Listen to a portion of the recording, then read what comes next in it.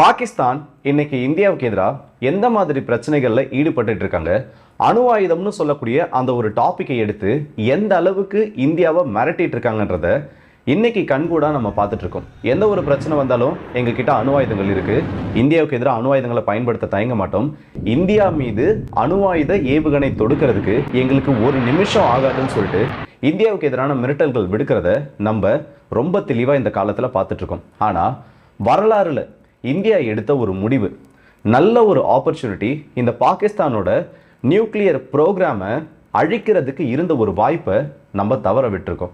அன்னைக்கு நம்ம எடுத்த ஒரு முடிவு, இதை பண்ண வேணாம் நம்ம எடுத்த ஒரு தப்பான முடிவு இன்னைக்கு வரைக்கும் நம்மள மன ரீதியாகவும் சரி, இந்தியர்களோட பாதுகாப்பு ரீதியாகவும் சரி நம்ம துன்புறுத்திட்டு இருக்கு. அப்படிப்பட்ட ஒரு நிகழ்வை பற்றி தான் இந்த ஒரு பதிவில் பார்க்க போகிறோம். ஸோ வாங்க வீடியோக்குள்ள போயிடலாம். நான் உங்களுக்கு இது தம்புக்ஷ் வழங்கும் டிபி ட்ரெண்டிங்ஸ்.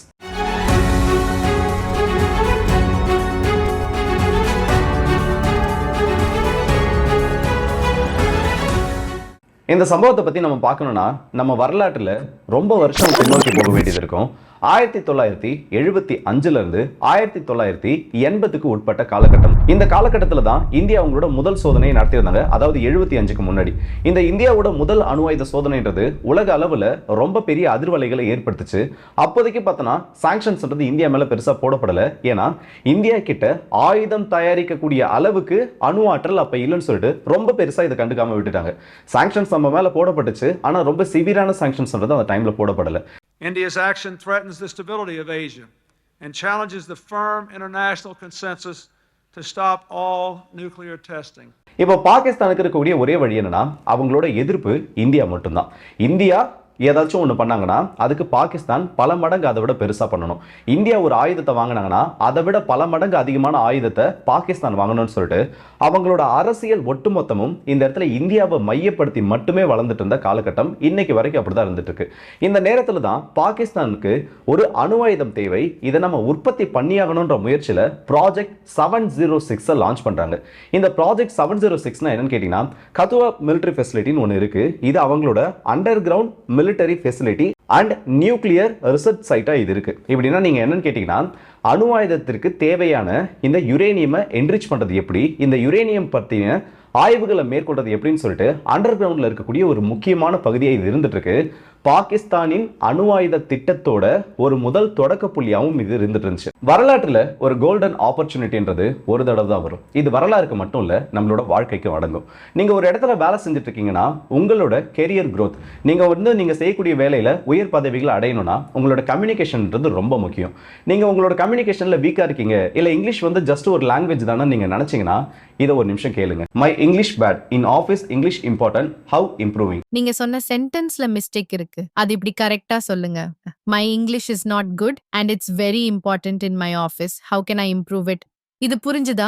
சோ இப்போ இது கரெக்ட் பண்ணி கொடுத்த மாதிரி டெய்லி நீங்க இந்த ஏஐ கூட உங்களால பிராக்டிஸ் பண்ண முடியும். இப்போ நான் ஆரம்பத்துல சொன்ன ஒரு தப்பான விஷயத்தை எப்படி இந்த சூப்பர் நோவா ஏஐன்றது கரெக்ட் பண்ணுச்சுன்றதை நீங்க பார்த்திருப்பீங்க. இது நமக்கு ஒரு ஆன்லைன் டீச்சர் மாதிரி இந்த இடத்துல ஆக்ட் ஆகும். அண்ட் அது மட்டும் இல்லாம நீங்க பிசிக்கலா யாருக்காகவும் வெயிட் பண்ண வேண்டிய ஒரு அவசியம் கிடையாது. அங்க இருக்கக்கூடிய ட்ரெயினர் வர வரைக்கும் நீங்க வெயிட் பண்ணணும். ஒரு நாளைக்கு இவ்வளவு நேரம் தான் உங்களால ட்ரைனிங் எடுக்க முடியும், ஒரு நாளைக்கு இவ்வளவு நேரம் தான் உங்களால அவங்க கூட கம்யூனிகேட் பண்ண முடியும்னு சொல்லிட்டு லிமிடேஷன்ஸ் ஆனது இருக்கும். ஆனா இந்த சூப்பர் நோவா ஏஐ பொறுத்த வரைக்கும் 24 மணி நேரமும் வாரத்தோட 7 நாட்களும் நீங்க இதுல பிராக்டிஸ் பண்ணலாம். அண்ட் குறைஞ்சபட்சம் ஒரு நாளைக்கு ஒரு 15 இருந்து 25 நிமிஷம் பிராக்டிஸ் பண்ணாலே உங்களோட இங்கிலீஷ் ஃப்ளூவன்சின்றது இன்க்ரீஸ் ஆகிறத உங்களால கண்கூடா பார்க்க முடியும். ஸோ இன்னைக்கு இருக்கக்கூடிய மாடர்ன் டே வேர்ல்ட்ல இங்கிலீஷ் ஒரு மீடியமா ரொம்ப முக்கியமா மாறிட்டு இருக்கு.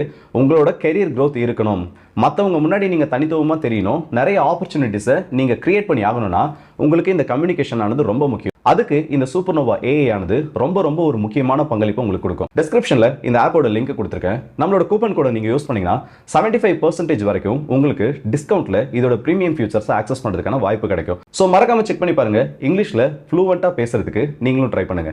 இந்த 1975 இருந்து 81 இடைப்பட்ட இந்த ஒரு சின்ன காலத்துல இஸ்ரேல் அசுர வளர்ச்சி அடைஞ்சிட்டு இருந்தாங்க. தொடர்ந்து பல போர்கள்ல ஜெயிச்சுட்டு வருது, தொடர்ந்து பல நாடுகள்ல உள்ள நுழைஞ்சு தாக்குதல் நடத்துறதுன்னு சொல்லிட்டு இஸ்ரேலோட வளர்ச்சி, இஸ்ரேலோட ராணுவத்தோட வளர்ச்சி, அவங்களோட தாக்கக்கூடிய திறனானது உலக நாடுகள் அத்தனையும் மிரட்டிட்டு இருக்கக்கூடிய காலமா அது இருந்துச்சு. இஸ்ரேலுக்கு இருக்கக்கூடிய ஒரே ஒரு பிரச்சனை என்னன்னா, என்னைக்கா இருந்தாலும் அரபு நாடுகள் கிட்டையும் இஸ்லாமியர்கள் வாழக்கூடிய நாடுகள், இஸ்லாமிய ஆட்சி நடக்கக்கூடிய நாடுகள் கிட்ட அணு ஆயுதங்கள்ன்றது வந்துடக்கூடாது.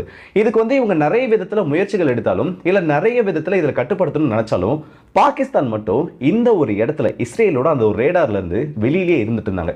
இதுக்கு அமெரிக்கா கொடுத்த ஒரு ரொம்ப முக்கியமான ஒரு கேரண்டி என்னன்னா, இந்தியாவுக்கும் பாகிஸ்தானுக்கும் தான் பிரச்சனை.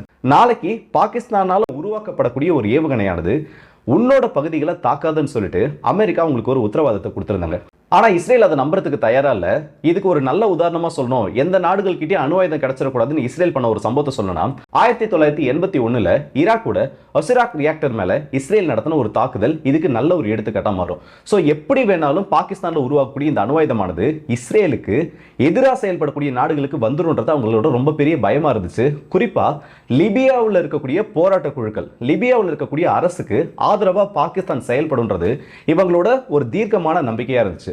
சோ இதனால இஸ்ரேல் என்ன பண்றாங்கன்னா, இந்தியாவுக்கு ரொம்ப பெரிய ஒரு ஆஃபரை கொடுக்குறாங்க. அப்போதைக்கு இஸ்ரேலோட பிரைம் மினிஸ்டரா இருக்கக்கூடிய மென்ஷன் பெகின் யூகேவோட பிரைம் மினிஸ்டர் மார்கரெட் தட்சருக்கு ஒரு லெட்டரை எழுதுறாரு. இந்த லெட்டர்ல பாகிஸ்தானோட நியூக்ளியர் ப்ரோக்ராம் இஸ்ரேலுக்கு த்ரெட்டா இருக்கு, இது லிபியாவுக்கு போறது மட்டும் இல்லாம மற்ற நாடுகள் மூலமா இஸ்ரேலுக்கு எதிராக பயன்படுத்துறதுக்கான வாய்ப்புகள் இருக்கு. சோ இதனால பாகிஸ்தானோட நியூக்ளியர் ப்ரோக்ராம்ன்றது என்னைக்கு வேணாலும் இஸ்ரேலுக்கு எதிராக திரும்பும், இதை நாங்க ரொம்ப உன்னிப்பா கவனிச்சிருக்கோம்னு சொல்லிட்டு ஒரு லெட்டர் எழுதுறாங்க. அதே டைம்ல தான் இந்தியாவுக்கு இந்த ஆஃபர் ஆனது கொடுக்கப்படுது. அப்போ ஆட்சியில இங்க இருந்த நபர் யாருன்னு பார்த்தனா இந்திரா காந்தி அம்மையார் அவர்கள். இந்த திட்டத்தோட ஒரு முக்கியமான நோக்கம் என்னன்னா, உதம்பூர் மற்றும் ஜாம்நகர்ல இருக்கக்கூடிய இந்திய ராணுவ தளங்கள்ல இருந்து கிளம்பக்கூடிய இஸ்ரேலோட போர் விமானங்கள், குறிப்பா சொல்லணும்னா இஸ்ரேலோட F-16 and F-15 வகையான விமானங்கள் இந்த இடத்துல ரீஃபியூலிங் ஆப்ஷனை பண்ணிட்டு நேரடியா இந்த ககுத்தா நியூக்ளியர் ஃபெசிலிட்டி மேல ஸ்ட்ரைக் பண்ணணும்ன்றது தான். ஆனா அன்னைக்கு அப்படி இருந்த ஒரு வாய்ப்பை நம்ம தவற விட்டுட்டோம். சோ இப்படி இந்தியா எடுத்த ஒரு தவறான முடிவானது இந்த இடத்துல நமக்கு இப்போ வரைக்கும் ஹார்ன் பண்ணிட்டு இருக்கு. சோ இஸ்ரேலோட ஆஃபரின் படி இந்தியா ஏன் செயல்படல? ரொம்ப முக்கியமான காலகட்டமா அது இருந்துச்சு. இந்தியா நினைச்சிருந்தாங்கன்னா இன்னைக்கு நடக்கக்கூடிய பிரச்சனைகளை அவங்களால ஆரம்பத்திலே தடுத்து நிறுத்திருக்க முடியும். அண்ட் அது மட்டும் இல்லாம இன்னைக்கு இந்தியாவுக்கு எதிரான மிரட்டல்கள் விடப்படுறத அவங்களால முக்கியமான தருணத்துல தடுத்து நிறுத்தி இருக்க முடியும். அப்ப இந்தியா ஏன் அதை பண்ணலன்னு சொன்னா, இதுக்கு பின்னாடி நிறைய காரணங்களானது இருக்கு. ஒன்று, இந்தியாவுக்கு உள்ள இருந்த உள் பிரச்சனைகள். இந்தியாவுக்குள்ள 1008 பிரச்சனை அப்ப இருந்துச்சு. இன்னொன்று, வெளிநாடுகளோட பிரஷர். முதல்ல இந்தியாவுக்குள்ள இருந்த பிரச்சனைகள் என்னன்னு பார்க்கணும்னா, முதல்ல இருக்கக்கூடிய காரணம் என்னன்னா, இந்த பிருந்தன்வாலே இன்சர்ஜென்சின்னு சொல்லுவாங்க. இந்த 80களோட தொடக்கத்துல காலிஸ்தான் பயங்கரவாதத்தோட ஒரு முக்கியமான பயங்கரவாதியா இருந்த இந்த பிருந்தன்வாலன்னு சொல்லக்கூடிய நபர் அமிர்தசர்ல வச்சு கொல்லப்படுறாரு. இவர் இப்படி கொல்லப்பட்டதுக்கு அப்புறமா நிறைய இடங்கள்ல போராட்டமானது வெடிக்குது. பல இடங்கள்ல நிறைய மத மோதல்களானது நடக்குது. ஸோ இது ஒரு பிரச்சனையா மாறுச்சு. இரண்டாவதா இருக்கக்கூடியது எமர்ஜென்சி பீரியட். இந்த எமர்ஜென்சியை பத்தி இந்தியர்கள் யாரும் மறந்துருக்க மாட்டாங்க. குறிப்பா அந்த காலத்துல இருந்த நபர்கள் இந்திய வரலாற்றோட ஒரு கருப்பு பக்கமா இது மாறிடுச்சுன்னு சொன்னாங்க. எதிர்கட்சிகளுக்கு எதிரான அடக்குமுறை, குறிப்பா இந்திரா காந்தி கவர்மெண்ட்னால நிறைய இந்த இடத்துல அவங்களுடைய எதிர்கட்சியா இருந்த நபர்களுக்கு எதிராக செய்யப்பட்ட பிரச்சனைகள் சொல்லிட்டு இது இந்தியாவோட ஒரு கருப்பு பக்கமாவே மாறிடுச்சு. ஸோ அதுல இருந்து கொஞ்சம் கொஞ்சமா மீண்டு வந்துட்டு இருந்த இந்தியா பாகிஸ்தானுக்கு எதிரான இந்த ஒரு பிரச்சனையை செய்யறதுக்கு முயற்சிகள் பண்ணல. மூணாவதா இருக்கக்கூடியது ஜம்மு காஷ்மீர் லிபரேஷன் ஃப்ரண்டோட தலைவர் அப்போ கொல்லப்படுறாரு. இது எல்லா காரணங்களும் சேர்ந்துதான் இந்த இடத்துல இந்தியாவை இந்த ஆபரேஷனை பண்றதுல இருந்து தடுத்து நிறுத்தம் தான் சொல்லப்படுது. ஆனா இது எல்லாத்தோட ரொம்ப முக்கியமான காரணம் என்ன தெரியுமா? 70, 80, 90களோட தொடக்கம். இந்த ஒரு 3 டிகேடை எடுத்தோன்னு வைங்க, அதாவது 70க்கு முன்னாடி 90 இந்த ஒரு குறிப்பிட்ட டைம் பீரியட் எடுத்தோன்னா, இந்தியா ராணுவ பலத்துல அப்பதான் கொஞ்சம் கொஞ்சமா அதிகரிச்சுட்டு இருந்த ஒரு நாடு. அந்த அதே நேரத்துல பாகிஸ்தான் கிட்ட அமெரிக்காவோட அதிநவீனமான F-16 போர் விமானங்கள் இருந்துச்சு. நீ என்ன வேணா பண்ணு, நான் உனக்கு துணையா இருக்கேன்னு சொல்ற மாதிரி யூகேவும் அமெரிக்காவும் பாகிஸ்தான் 2 தோள்களையும் பிடிச்சிருந்தாங்க. இதுக்கு ஒரு நல்ல எடுத்துக்காட்டு 1971 வார், 71 போர்ல நமக்கு எதிராக விமானம் தாங்கி கப்பல் அனுப்புனதும் அடக்கும். அப்படி இருக்க நேரத்துல இந்த டைம்ல நம்ம ஒரு தாக்குதலை நடத்திட்டோம். பாகிஸ்தானோட அணு ஆயுத ஆராய்ச்சி நிலையத்தின் மேல நம்ம தாக்குதல் நடத்திட்டோம்னா அது ஒரு முழு நேர போரா மாறி இருந்திருக்கும். அப்படி மாறி இருக்கப்போ பாகிஸ்தானுக்கு எந்த அளவுக்கு இழப்புகள் ஏற்படுதோ அதே அளவுக்கு நமக்கும் பாதிப்புகள் ஏற்பட்டிருக்கும். தேவையில்லாம ஒரு பிரச்சனையை நம்ம அந்த இடத்துல கிரியேட் பண்ணி நம்மளோட ராணுவத்தை நம்ம அதிகப்படியான அழிவுக்கு உள்ளானதா ஒரு பேரானது வந்துருன்றதும் அப்ப இருந்த அரசியல்வாதிகள் எடுத்த ஒரு முக்கியமான முடிவா இருந்துச்சு. ஆனா அன்னைக்கு துணிஞ்சு அந்த ஸ்ட்ரைக்கை பண்ணியிருந்தனா காலாகாலத்துக்கும் நம்ம இந்த அணு ஆயுத எச்சரிக்கைகளை கேட்க வேண்டிய ஒரு அவசியமானது இருந்திருக்காது.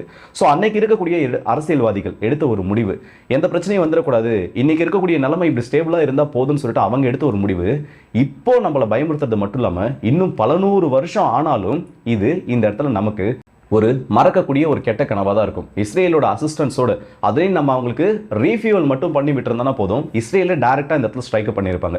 இஸ்ரேல் கொடுத்த ஒரு ஆஃபரும் அதுதான், உங்களோட விமானப்படை விமானங்கள் எஸ்காட்டாக இருந்தால் போதும், நாங்கள் அவங்களுக்கு எதிரான ஸ்ட்ரைக் பண்ணிக்கிறோம், அந்த குவார்டினேட்ஸ் ஆனது எங்ககிட்ட இருக்குது. ஸோ கூட பாதுகாப்புக்கு மட்டும் வாங்கன்னு சொன்ன ஒரு ஆப்பர்ச்சுனிட்டியும் நம்ம மிஸ் பண்ணிட்டோம். அப்போ நம்ம தவற விட்ட அந்த ஒரு வாய்ப்பு இன்னைக்கு வரைக்கும் நம்மளை யோசிக்க வச்சுட்ருக்கு. யோசிக்க வைக்கிறதுன்றதையும் தாண்டி வரலாற்றுகளில் எடுக்கப்பட்ட ஒரு தப்பான முடிவாகவும் அது இந்த இடத்துல மாறி இருக்கு. ஸோ இந்த வீடியோ பற்றி உங்களோட கருத்துக்களை கமெண்ட் செக்ஷனில் சொல்லுங்கள். அடுத்த வீடியோ சந்திப்போம். அது வரைக்கும் இந்த வீடியோ உங்கள் எல்லாருக்கே